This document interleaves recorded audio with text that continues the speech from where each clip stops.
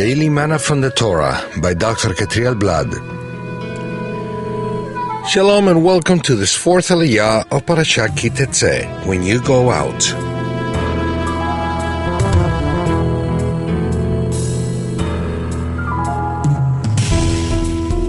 We find this aliyah in the book of Deuteronomy chapter 23 verse 7 all the way to verse 24. Today we'll be covering verses 9 through 14. They read as follows. When you are encamped against your enemies, then you shall keep yourself from every evil thing. If any man among you becomes unclean because of a nocturnal emission, then he shall go outside the camp. He shall not come inside the camp, but when evening comes, he shall bathe himself in water, and as the sun sets, he may come inside the camp. You shall have a place outside the camp, and you shall go out to it.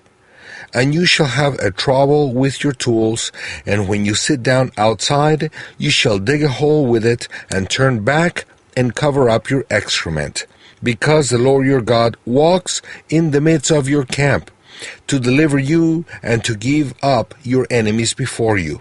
Therefore, your camp must be holy, so that he may not see anything indecent among you and turn away from you. Can sanctity decide the outcome of a war? This text deals with a specific situation in times of war, the Shekhinah, the Eternal's presence. And that has to be with Israel's army, so that they can defeat their enemies. Israel's wars depend on the divine presence.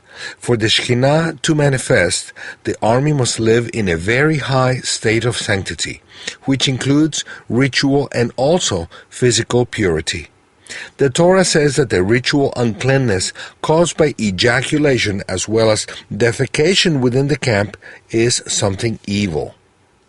For Hashem to be able to save us from danger, we have to live irreproachable lives so that Satan can't approach them. Sanctity is our best defense. Evil opens a gap in the spiritual defense that surrounds the righteous ones. Therefore, when there's a struggle in our lives, we have to be extra careful so that the enemy has no reason to accuse and harm us.